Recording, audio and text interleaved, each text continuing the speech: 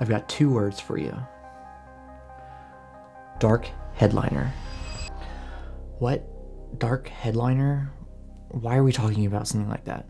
Well, if you aren't aware, the Model 3 and the Model Y community have been asking Tesla for quite some time to offer a dark headliner option. Now, the Model S and the Model X, at least in the early days, had this option, and you could choose between a light headliner and the dark headliner, which is that dark alcantara fabric that is in the Model 3 doors and I think a couple other places in the vehicle. But I do believe that you can still get the dark headliner on the newer S and X vehicles, but you still can't get it on the 3 and the Y.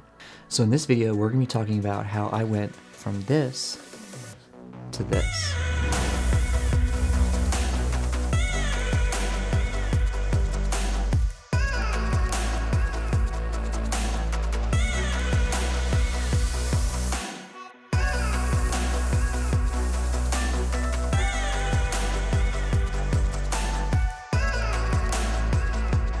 So I have actually had this dark headliner modification in my vehicle for about 2 years now. When I first decided to do the project, I did look up what options were out there, and I did find 1 or 2, but I believe it ended up being about $2,000 to buy all the dark headliner pieces and the dark plastic pieces from that company. When I priced out how much it would cost to do it myself, I believe it came out to about $200 total.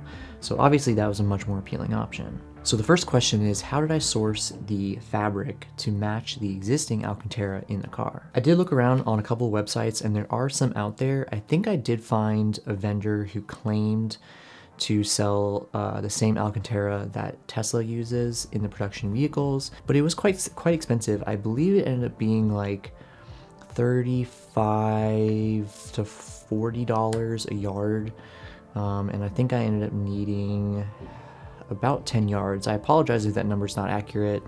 If you're gonna seriously consider taking on a project like this, you should take the time to take some measurements and figure out exactly how much fabric. Again, like I said, I did this 2 years ago, so this is not gonna be like a tutorial video. We're just talking about it. But yeah, I believe I ended up buying 10 yards of fabric, but I didn't end up buying the alcantara from that website. What I actually ended up doing is going to Joann Fabrics. And I'll put a link in the description below to what I bought. I just went to my local Joann and I went into their suede section. So alcantara is just a branded version of suede as far as I'm aware. Might be wrong on that, but so having just suede, you know, that's a perfectly viable alternative. When I found this, really all I did was I went into the store and I looked. They had this color, they had a lighter color, and they had black. And the black definitely just looked too dark because we have kind of like a charcoal gray alcantara in the car. So I think I just bought a yard of this. It was on sale, so it was like $6 for the yard, just to buy a single piece so I could do a trial on a piece like this and see how it came out. And I went back to my car and it matches very closely. Now this fabric actually is like a tinge lighter than the actual alcantara in the car, but you can only tell if the sun hits like just right and it's like a really bright day, and you can see this near the alcantara that's in the vehicle. That's like 1% of the time. And all the other time you cannot tell. It looks exactly the same. And also acts and behaves exactly the same when you rub it. It feels the same too. So when I ended up buying all the fabric that I needed, I literally used coupons I found online, and it ended up being like really cheap. I think I spent like $70 on the fabric, and the rest was on paint and stuff like that.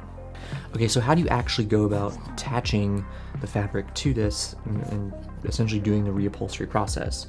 So there's probably a bunch of different ways to do it. The way I decided to do it, I actually have this spare one that is the factory headliner on it, and you can see that they just it's like heat stapled or something.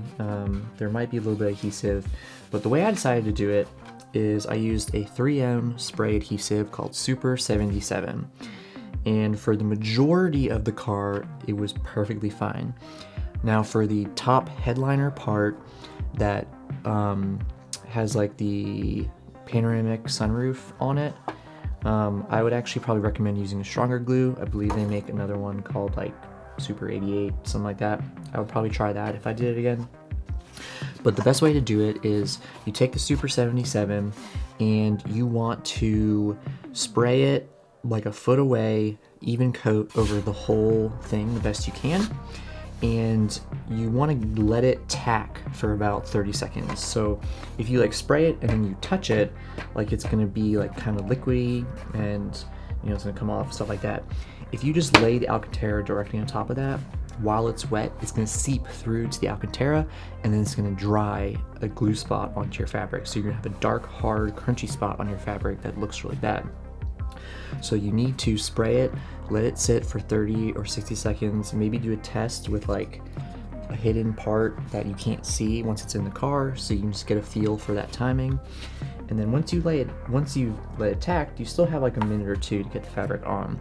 So then I just pre-cut a piece of fabric that was about the size that I needed, and I literally just stuck it on, put it on, rub my fingers along it to push it down and smooth out all the bubbles. You do have to pull and stretch a little bit to get around curves like this, but I literally just worked my way around it. And again, it's good to do a test piece like this. This was my test piece to see if it would be too hard to do myself for the whole project, and I really didn't think it was that bad. For the back sides, I just folded the fabric around and with more Super 77 just sprayed it down and then folded the fabric over. I also have used hot glue on a couple other spots. Hot glue holds the fabric really well because you want to push it down while it's hot so it seeps through the fabric and you get a pretty decent bond. But yeah, basically if you have any wrinkles or air bubbles, you just pull and stretch the fabric. The fabric is pretty stretchy, and you can get into these inside corners without getting any noticeable wrinkles or creases or anything like that. And then literally once it's done, you just trim away all the excess. So that's how I did it.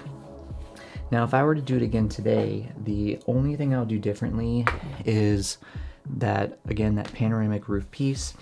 This one was really hard to do because it had the inner corners are really steep and you have to really stretch that fabric really beyond the limits of the fabric. But I actually couldn't, and you can see in this video that I can actually push in the fabric on the corners that just it released over time because of how much I had to stretch it to get in those corners. What I ended up doing, I think, is cutting out that center square and then stretching it, whereas I probably should have like left more fabric on there so I had more to pull with. Okay, so one thing I want to mention real quickly, and we will get into visors in a little bit, but I did not end up reupholstering the visors with the alcantara fabric. I did try to do it, and I destroyed both of my visors. There are videos on YouTube that would lead you to believe that all visors, because they have a seam point, actually I have one right here. This is a spare visor that I have. Visors have this like seam along the edge that would lead you to believe that these can be pried open. But the way Tesla constructs this is it's a solid, I think molded foam core, and it is one piece and it cannot separate. I tried, I destroyed my visors. Do not do it. We'll get into how I did that later and ways you could do it better. Okay, so the other thing that you have to think about is it's not just reupholstering the fabric. There's a lot of gray plastic bits on the car, and there's the overhead lights are gray plastic, and the seat belt B-pillar pieces are gray plastic, and the speaker covers are gray plastic, and the clothes hanging hooks are like a gray silicone rubber thing. How do we get those all to match the alcantara? Well, this was definitely a challenge. The overhead lighting is a removable component and the visors are removable components. Everything else is attached to the like headliner component that they're a part of. So those are a little bit different, but for the removable ones, I simply removed those, took them apart, and painted them. Okay, so I don't actually have the paint that I used anymore, but I do have it on my Amazon purchase history. So to paint them, if the piece was like smooth, I pre-sanded it, but if most of them are already textured, so you don't have to sand them. Basically, I used, let's call it an Adhesion Promoter. I'll put a link below to a couple different options. I think I purchased mine from like a specialty paint company, but any adhesion promoter works. You basically just spray it down as the first coat and just follow the instructions on the bottle. It just helps paint adhere better to the surface. So I did the adhesion promoter, and then I don't believe I did a primer, but I used a paint called by the brand is SEM, S-E-M, and they have a paint called Color Coat, and it's to be a flexible coating, designed specifically for painting trim in vehicles. Now, I used the color graphite, but before you pause the video and go out and buy a bunch of this, hear me out. This is a flexible coating. The graphite matched pretty well. You be the judge of it. But I don't think I would use this paint again. Now, because it's a flexible coating, you know, it looks fine on my overhead lighting. It has held up really well over 2 years. There's no scratches or anything, but you also never really touch it. You really only touch the LED buttons. So it's held up well. But for the other parts of the car where I use this paint that see, touch, and wear, you can see the paint is actually coming off. Specifically in like the joints of the visors where they see a lot of wear, the paint's rubbed off. On the seatbelt area, the paint's rubbed off. So I don't know if I would use it again. I did put another SEM product on top of it, just a SEM satin clear coat. That definitely helped. I think that's probably why the light held up as well as it did. But I think I would probably look for a different paint. Again, if you want to use that, the color I used was graphite. Now this kind of leads into how I did the visors. And I want to definitely want to touch on this before I talk about how I think I would do it differently, especially with the painting. So the visors, like I said, I couldn't upholster them. And it's just, you know, you probably could, with a lot of effort, lay down upholstery on top of this, but you have like the mirror inside, and this is just double-sided VHB tape, so you can pop that off, but there's electronics underneath, and you can't remove these. These are embedded in the molding. You can pull this out, which helps to paint it. I think the way I painted it was I just popped this clip off and then worked it down like this so I could tape everything and spray paint it that way.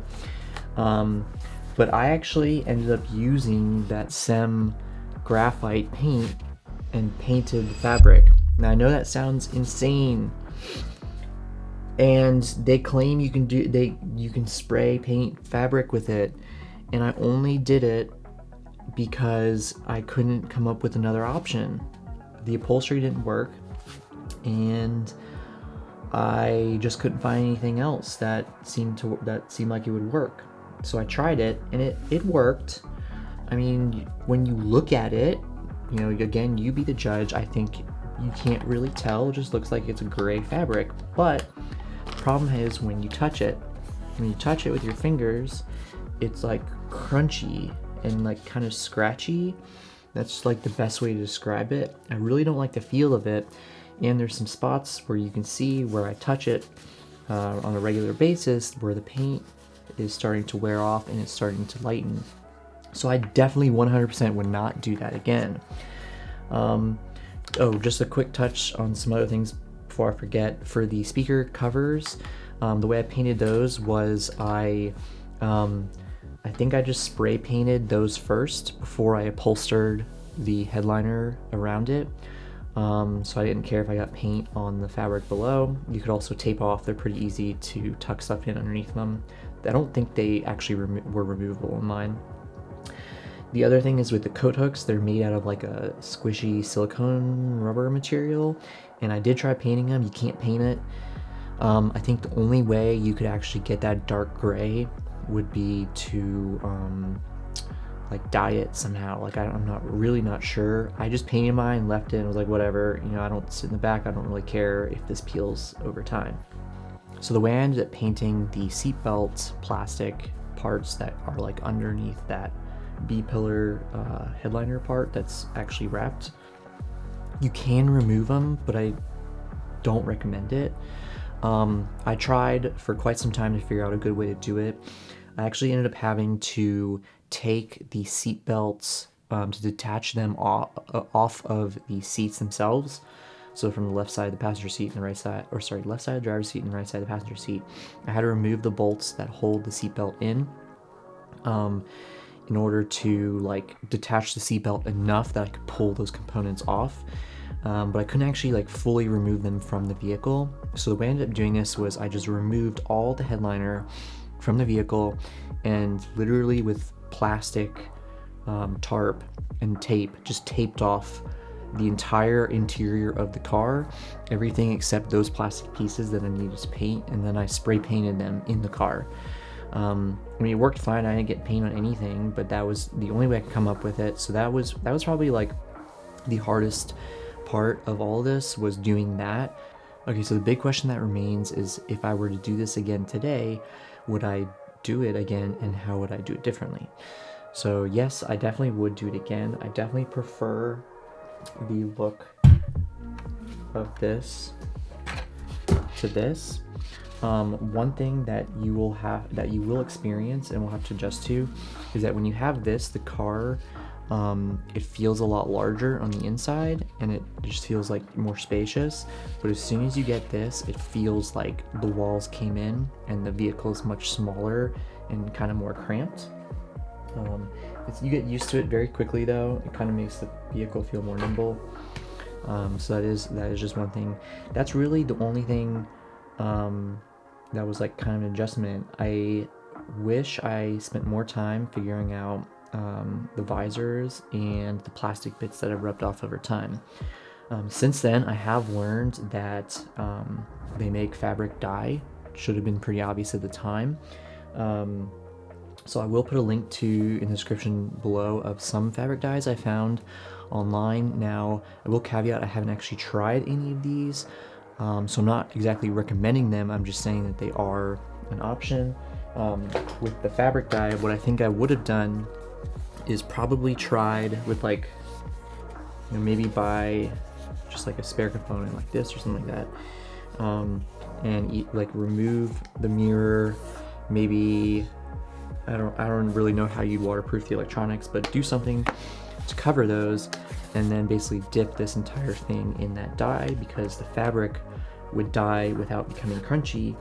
Another thing I'll do differently is when I did this, you know, this is like my car I drive every day to work. I don't have an extra car. My wife had her car for her to go to work, so I couldn't use hers. So I tried to do the painting of the seatbelt pieces over the weekend, but it ended up taking so long to figure all that out and get everything apart that by the time I painted it, it was like Sunday and I needed to get the car back together, or at least to a state where I could drive it. Unfortunately, this meant that the paint didn't get to cure as long as it should have, so like almost immediately just putting the components back together, I already rubbed off some of the paint on that section, and I didn't take it apart to redo it. I just accepted it as is. The other thing I would do differently is probably just experiment with different glues and different techniques for getting those inner corners on that top headliner piece around the panoramic roof. It doesn't personally bother me that I could touch the corners and have that fabric basically, you know, push in as like, you know, obvious indicator that I didn't do a great job on those spots, but I don't ever touch those, so it's like one of those things that I kind of forget. I didn't do as good a job as I could have, so it doesn't really bother me as much. But so that was the dark headliner project. I hope you got some useful information out of it.